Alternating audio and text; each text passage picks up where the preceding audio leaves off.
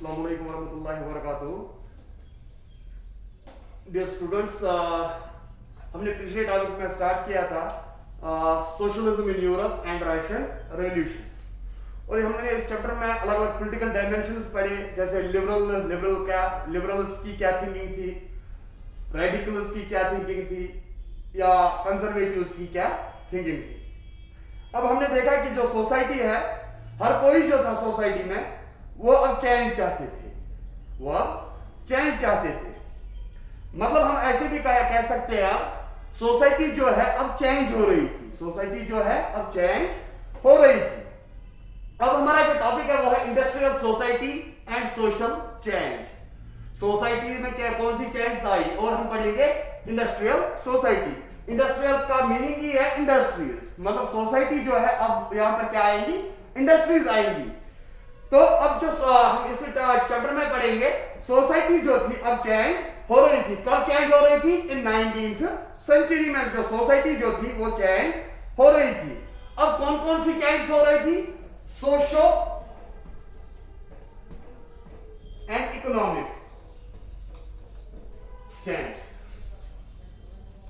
मतलब दो तरीके की चेंज हो रही थी। एक तो सोसाइटी में चेंज हो रही थी, और दूसरी चेंज कौन सी हो रही थी? इकोनॉमिक चेंज हो रही थी। अब यहां पर क्वेश्चन आएगा हाउ, कैसे? क्वेश्चन आएगा कैसे? अब वहां पर नई सिटीज बन रही थी, नई सिटीज बन रही थी विद इंडस्ट्रीज के साथ, नई सिटीज बन रही थी विद इंडस्ट्रीज के साथ, और इंडस्ट्रियल रीजन्स बन रहे थे, नए सिटीज बन रहे थे, नए शहर बन रहे थे इंडस्ट्रीज के साथ, और इंडस्ट्रियल रीजन्स भी डेवलप अब हो रहे थे। साथ ही में रेलवेज भी एक्सपेंड हो रहे थे, कम्युनिकेशन सेक्टर्स भी डेवलप हो रहे थे। ऐसे ऐसे चेंजेस आ रहे थे वहां पर। ये सारे जो चेंजेस आ रहे थे, ये कैसे आ रहे थे? इंडस्ट्रियल रेवोल्यूशन से।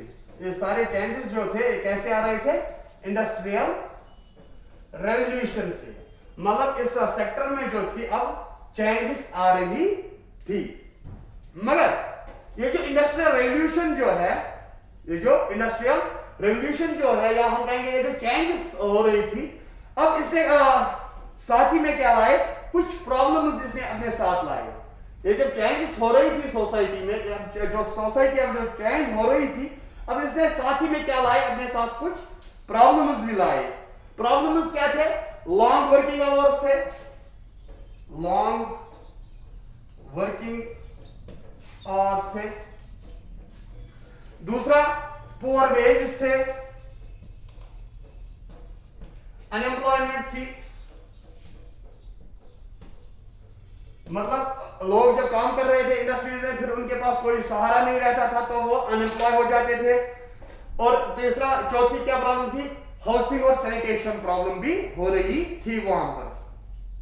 अब लिबरल जो थे, इसीलिए क्या थे? लिबरल जो थे या रेडिकल जो थे, लिबरल्स और रेडिकल इसीलिए क्या कह रहे थे? वो अब चेंज चाह रहे थे। Therefore, liberals and radicals wanted a change. That's why they wanted a change, because of these problems. Liberals and radicals wanted a change. अब लिबरल्स जो थे, हमने पिछले टॉपिक में पढ़ा था, लिबरल्स जो थे ये अपर मिडिल क्लास वाले थे, रेडिकल अपर मिडिल क्लास वाले थे, कंजर्वेटिव लोअर मिडिल क्लास वाले थे। अब ये जो लिबरल्स और रेडिकल्स जो थे, ये क्या थे? इनके साथ एक तो ये अपर मिडिल क्लास वाले थे, और ये साथ ही में क्या थे? प्रॉपर्टी ऑनर्स और एम्प्लॉयर्स थे। लिबरल्स और रेडिकल्स जो थे, ये एक तो अपर मिडिल क्लास था, दूसरा क्या था इसमें? एक तो ये प्रॉपर्टी ऑनर्स थे, दूसरा ये थे एम्प्लॉयर्स भी। अब इनके पास भी एक प्रॉब्लम है, but they had a problem of a old aristocracy. अब इनको क्या थी? इनको ओल्ड एरिस्टोक्रेसी के साथ प्रॉब्लम थी, ओल्ड एरिस्टोक्रेसी। अब ये चेंज चाहते थे, लिबरल्स और रेडिकल्स चेंज चाहते थे, इनको प्रॉब्लम थी ओल्ड एरिस्टोक्रेसी के साथ। अब एरिस्टोक्रेसी जो है, एरिस्टोक्रेसी की हम डेफिनेशन लिखेंगे, इट्स एन आइडियोलॉजी और it's a form of government. It's a form of government और it's an ideology in which power is held by the nobility. जहां पर पावर किसके पास रहता है? नोबिलिटी के पास। और हम जो इस आइडियोलॉजी पर बिलीव करता है उसको हम बोलते हैं एरिस्टोक्रेट्स, उनको हम बोलते हैं एरिस्टोक्रेट्स। अब यहां पर एक टर्म है conservative but they had a problem of an old aristocracy and conservative regimes. अब लिबरल्स और रेडिकल्स जो थे इनको प्रॉब्लम थी किनके साथ? ओल्ड एरिस्टोक्रेसी के साथ और कंजर्वेटिव रिजीम्स के साथ। इनको प्रॉब्लम थी ओल्ड एरिस्टोक्रेसी के साथ और कंजर्वेटिव रिजीम्स के साथ जो एस्टैब्लिश हुई थी यूरोप में आफ्टर 1815, जो एस्टैब्लिश हुई थी यूरोप में आफ्टर 1815। अब ये देखो ये जो 1815 का हमने यहां पर देखा सोसाइटी जो चेंज हो रही थी 19th सेंचुरी में हो रही थी। अब यहां पर हमने देखा कंजर्वेटिव रिजीम्स के साथ इनको प्रॉब्लम थी और ओल्ड एरिस्टोक्रेसी के साथ इनको प्रॉब्लम थी। कब? आफ्टर 1815। अब कंजर्वेटिव रिजीम जो थी एस्टैब्लिश हुई थी आफ्टर 1815। कंजर्वेटिव रिजीम जो थी ये एस्टैब्लिश हुई थी आफ्टर 1815। तो ये आप मान के चलोगे, ये आप कनेक्ट करोगे किसके साथ?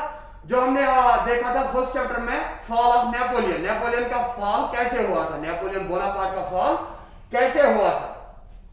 अब रेवोल्यूशनरीज जो थे, अब जो रेवोल्यूशनरीज थे फ्रांस से, इटली से, जर्मनी से या रशिया से, अब ये काम कर रहे थे किसके लिए?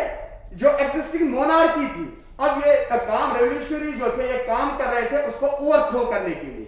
अब ये उसको हटाने के लिए मोनार्की को एक्सिस्टिंग मोनार्की को हटाने के लिए अब ये काम कर रहे थे। अब ये जो रेवोल्यूशनरीज थे अब इन्होंने स्टार्ट किया, कहा कि अब हम नेशन की बात करेंगे। अब ये हमने बोलना स्टार्ट किया नेशन के बारे में, इक्वलिटी अमंग सिटीजन्स के बारे में।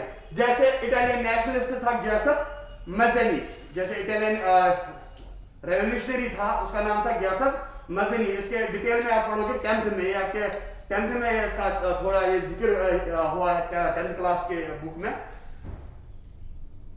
तो ये था industrial society and social change, कैसे सोसाइटी चेंज हो रही थी और कौन से प्रॉब्लम्स वहां पर फेस हो रहे थे। प्रॉब्लम्स थी लॉन्ग वर्किंग आवर्स थी, पुअर वेज थी, अनएम्प्लॉयमेंट थी और क्या था? Housing and sanitation problem. और लिबरल्स और रेडिकल्स जो थे उनको प्रॉब्लम हो रही थी ओल्ड एरिस्टोक्रेसी के साथ और कंजर्वेटिव रिजीम्स के साथ जो एस्टैब्लिश हुई थी आफ्टर 1815, जो एस्टैब्लिश हुई थी आफ्टर 15। ये था टॉपिक हमारा इंडस्ट्रियल सोसाइटी और सोशल चेंज।